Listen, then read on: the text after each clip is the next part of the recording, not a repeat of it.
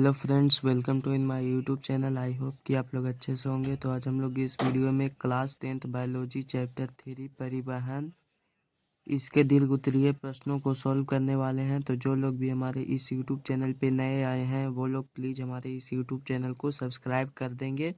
तो चलते हैं अब हम लोग इसके प्रश्नों की ओर। पहला नंबर क्वेश्चन है, जाइलम और फ्लोएम के मुख्य भेदों को लिखें, यानी कि इसमें अंतर बताना है। तो आइए यहाँ पे इसका आंसर हम लोग देखते हैं। इसका आंसर लिखेंगे, जाइलम और फ्लोएम के निम्नलिखित अंतर हैं। पहला अंतर लिखेंगे, जाइलम की कोशिकाएं मृत होती है जबकि फ्लोएम की कोशिकाएं जीवित होती है। दूसरा अंतर लिखेंगे, जाइलम जल एवं घुलित खनिज का स्थानांतरण करता है जबकि फ्लोएम खाद्य पदार्थों का स्थानांतरण करता है। और तीसरा अंतर लिखेंगे कि जाइलम से जल एवं घुलित खनिज लवणों का बहाव ऊपर की ओर होता है जबकि फ्लोएम में खाद्य पदार्थों का ऊपर एवं नीचे दोनों तरफ परिवहन होता है। दूसरा नंबर क्वेश्चन है, लंबे वृक्षों में पूरी ऊंचाई तक जल कैसे चढ़ता है, समझाएं। तो आइए यहाँ पे इसका आंसर देखते हैं। इसका आंसर लिखेंगे, जल एवं खनिज लवणों को जल द्वारा खींचे जाते हैं तथा जाइलम पत्तियों तक पहुंचाते हैं। प्रकाश संश्लेषण क्रिया द्वारा निर्मित भोज्य पदार्थ को फ्लोएम ऊतक विभिन्न अंगों तक पहुंचा देता है। इस प्रकार बड़े जटिल वृक्षों में विभिन्न यानी कि पूरी ऊंचाई तक जल का संवहन होता है, इसीलिए जाइलम को संवाहक ऊतक भी कहा जाता है। तो आप लोग लिख लेंगे। तीसरा नंबर क्वेश्चन है, पौधों में खाद्य पदार्थों के परिवहन की क्रिया कैसे संपन्न होती है, सचित्र वर्णन करें। तो आइए यहाँ पे इसका आंसर देखते हैं। इसका आंसर लिखेंगे, पौधों में जल तथा खनिज लवणों के परिवहन के लिए एक तंत्र होता है जो जड़ से पौधों की ऊपरी भागों की ओर एक दिशीय पथ में गति करता है। खाद्य पदार्थों के स्थानांतरण के लिए एक अलग तंत्र होता है जो पत्तियों से नीचे की ओर अधोमुखी या संचयन अंगों जैसे संचयी जड़ से ऊपर की ओर ऊपरी मुखी द्विदिशीय पथ में गति करता है। इस प्रकार पौधों में परिवहन के लिए दो स्वतंत्र पथ पाए जाते हैं। खाद्य पदार्थों का परिवहन फ्लोएम से होने वाली स्थानांतरण से ऊर्जा का उपयोग होता है। फ्लोएम पौधों की आवश्यकता अनुसार खाद्य पदार्थों का स्थानांतरण विभिन्न भागों में करता है।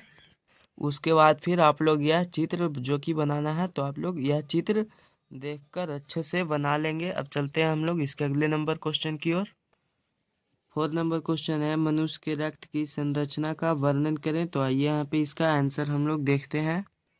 इसका आंसर लिखेंगे, रक्त के दो प्रमुख घटक होते हैं। पहला तरल भाग जो प्लाज्मा कहलाता है तथा दूसरा ठोस भाग जिसमें लाल रक्त कोशिकाएं, श्वेत रक्त कोशिकाएं तथा रक्त पट्टिकाणु होते हैं। फिर उसके बाद लिखेंगे प्लाज्मा का परिचय कि यह हल्के पीले रंग का चिपचिपा द्रव है जो आयतन के हिसाब से पूरे रक्त का करीब 55% होता है।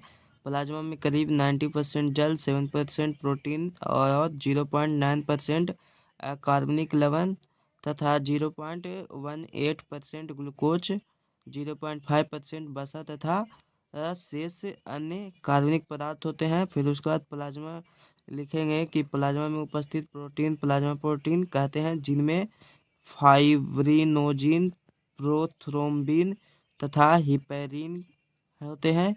ये रक्त को थक्का बनाने में सहायक होते हैं। रक्त जमने की क्रिया में फाइब्रिनोजिन प्लाज्मा से अलग हो जाता है और तब प्लाज्मा का शेष भाग सीरम कहलाता है, अर्थात फाइब्रिनोजिन रहित प्लाज्मा सीरम कहलाता है।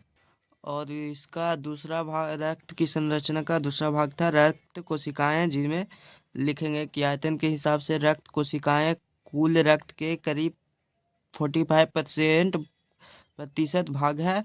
इसमें पहला होता है लाल रक्त कोशिकाएं। लिखेंगे कि लाल रक्त कोशिकाएं में एक विशेष प्रकार का प्रोटीन वर्णक हीमोग्लोबिन पाया जाता है। हीमोग्लोबिन के कारण ही रक्त का रंग लाल दिखता है।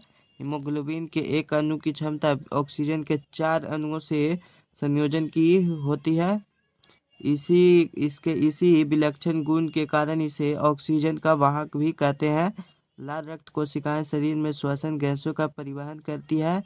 हीमोग्लोबिन श्वसन के द्वारा लिए गए ऑक्सीजन से संयोग कर एक अस्थायी यौगिक ऑक्सी हीमोग्लोबिन बनाता है। इसी रूप में रक्त परिवहन के द्वारा शरीर के संपूर्ण भाग में पहुंचता है। शरीर की कोशिकाओं में ऑक्सी हीमोग्लोबिन का वियोजन ऑक्सीजन और हीमोग्लोबिन में हो जाता है।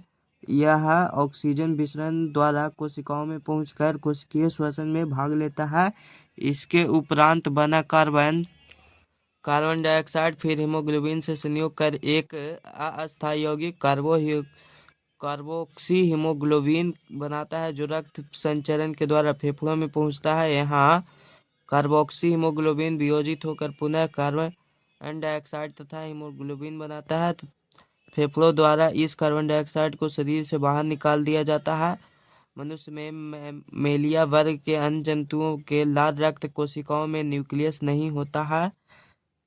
फिर उसके बाद दूसरा था श्वेत रक्त कोशिकाएं WBC। इसका लिखेंगे कि ये अनियमित आकार की न्यूक्लियस युक्त कोशिकाएं हैं। इनमें हीमोग्लोबिन जैसे वर्णक नहीं होते हैं, जिनके कारण ये रंगहीन होती है। इनकी संख्या लाल रक्त कोशिकाओं की अपेक्षा अत्यंत कम होती है। और तीसरा था रक्त पट्टिकाणु। तो इसका लिखेंगे कि ये बिंबाणु या थ्रोम्बोसाइट्स भी कहलाते हैं। ये रक्त के थक्का बनने में सहायक होते हैं। आप लोग लिख लेंगे। 5 नंबर क्वेश्चन है, मानव हृदय का एक स्वच्छ नामांकित चित्र बनाएं। वर्णन की आवश्यकता नहीं है, यहाँ पे इसका सिर्फ चित्र बनाना है। तो आइए यहाँ पे इसका आंसर हम लोग देखते हैं। तो ये देखिए, ये रहा यहाँ पे मनुष्य के हृदय का चित्र, जिसमें कि ये देखिए यहाँ पे महाशिरा, अग्र महाशिरा, और इधर यहाँ पे देखिए दायां लिंद और इधर बायां लिंद होता है।